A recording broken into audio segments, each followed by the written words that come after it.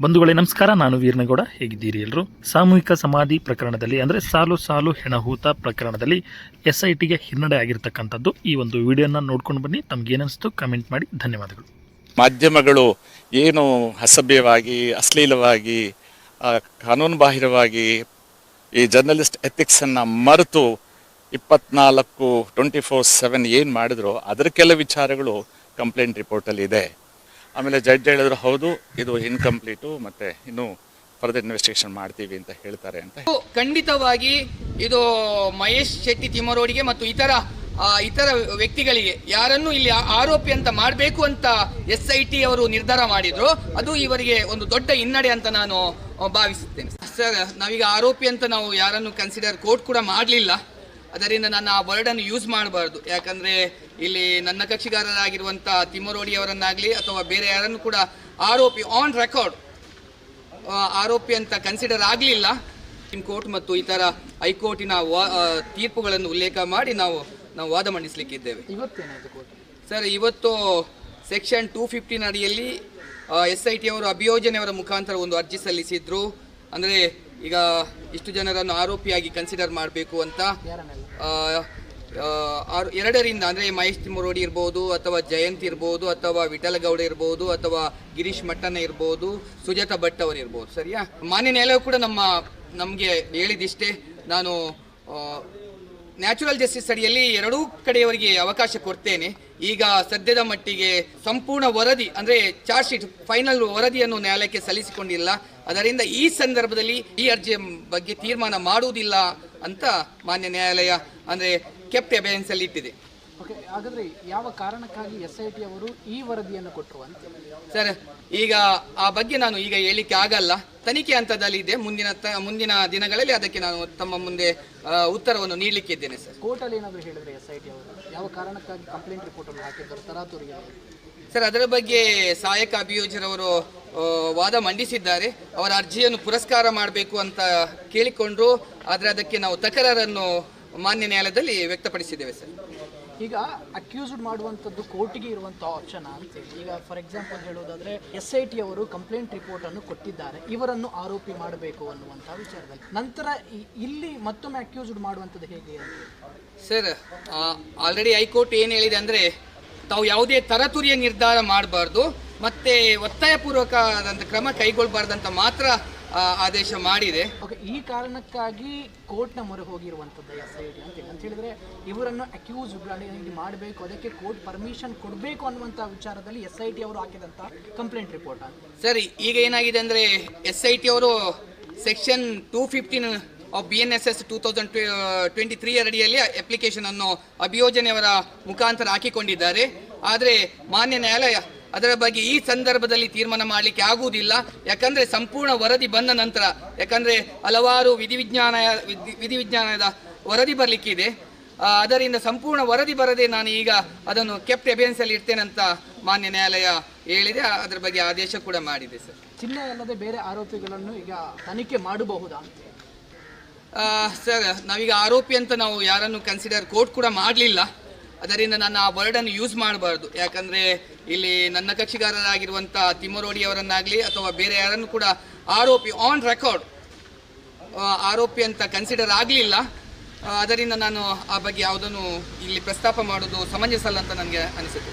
ತನಿಖೆ ಮಾಡ್ಬೋದು ಸರ್? ಖಂಡಿತ ಸರ್, ಖಂಡಿತ SIT ಅವರಿಗೆ ತನಿಖೆ ಮಾಡುವಂಥ ಎಲ್ಲ ಅಧಿಕಾರಗಳಿದೆ. ಸರ್, ಓಕೆ, ಎಷ್ಟು ದಿನಗಳ ಕಾಲಾವಕಾಶ ಕೊಟ್ಟಿದೆ ಫೈನಲ್ ರಿಪೋರ್ಟಿಗೆ? ಸರ್, ಫೈನಲ್ ಆದಷ್ಟು ಬೇಗ ಸಲ್ಲಿಸಬೇಕು ಅಂತ ಅಲ್ಲಿ ರಾಜಶೇಖರ್ ಅವರು ಮನವಿ ಮಾಡಿಕೊಂಡ್ರು. ಆದರೆ ಈಗ ಅದು ನ್ಯಾಯಾಲಯದ ಜುಡಿಷನಲ್ಲಿ ನನ್ನ ಜುಡಿಷನಲ್ಲಿ ಇಲ್ಲ. ಅದಕ್ಕಾಗಿ ಅದು SITಗೆ ಬಿಟ್ಟದ್ದು ಅಂತ ಮಾನ್ಯ ನ್ಯಾಯಾಲಯ ಸ್ಪಷ್ಟಪಡಿಸಿದೆ. ಓಕೆ, ಇದು ಅಲ್ಲದೆ SIT ಅವರಿಗೆ ಬೇರೆ ರೀತಿಯ ತನಿಖೆ ಕೂಡ ಮಾಡ್ಬೋದಾ ಅಂತ? ಈಗ ಮಹೇಶ್ ಶೆಟ್ಟಿ ತಿಮ್ಮರೋಡಿ ಅಥವಾ ಬುರುಡೆ ಪ್ರಕರಣದ ಹಿಂದೆಯೇ SIT ಸುತ್ತುತ್ತಾ ಇದೆ.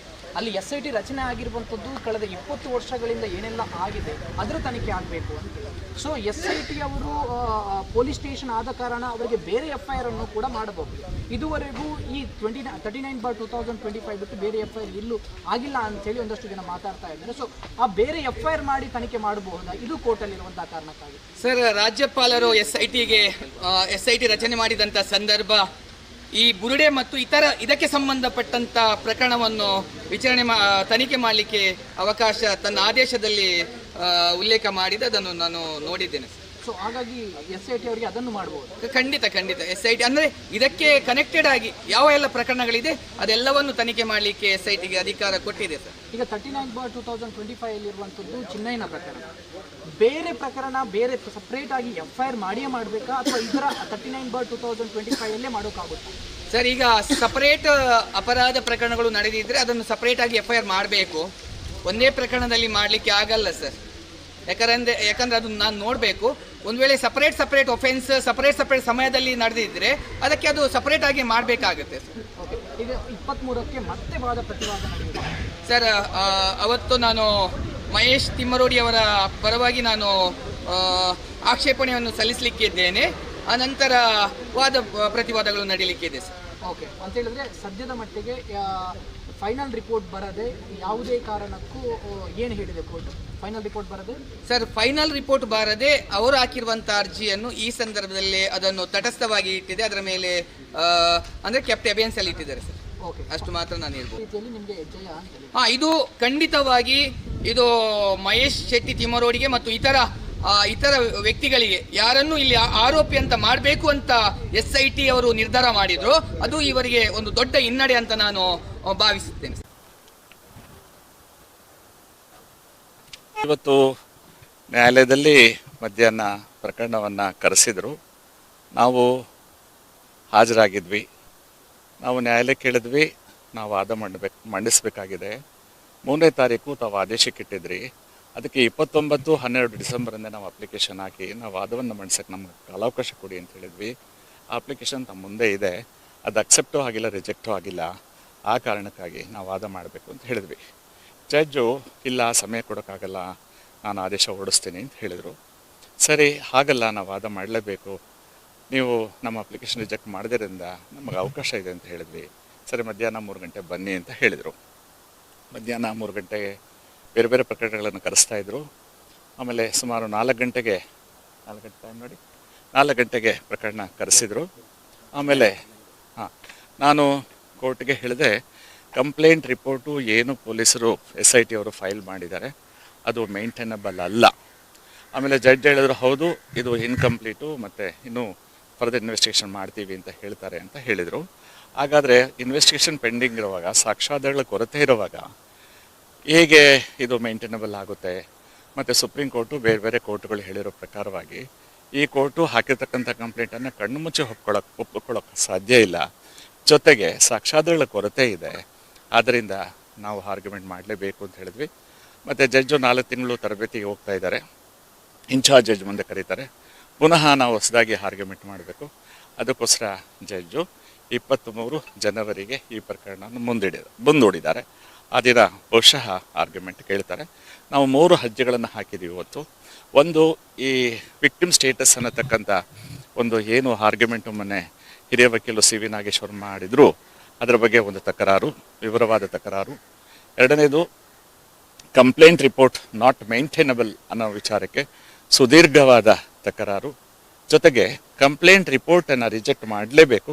ರಿಜೆಕ್ಟ್ ಮಾಡಿದ ಸಂದರ್ಭದಲ್ಲಿ ಈ 4 ಮಾಧ್ಯಮಗಳು ಏನು ಅಸಭ್ಯವಾಗಿ, ಅಶ್ಲೀಲವಾಗಿ, ಕಾನೂನು ಬಾಹಿರವಾಗಿ ಈ ಜರ್ನಲಿಸ್ಟ್ ಎಥಿಕ್ಸನ್ನು ಮರೆತು 24/7 ಏನು ಮಾಡಿದ್ರು ಅದರ ಕೆಲ ವಿಚಾರಗಳು ಕಂಪ್ಲೇಂಟ್ ರಿಪೋರ್ಟಲ್ಲಿ ಇದೆ.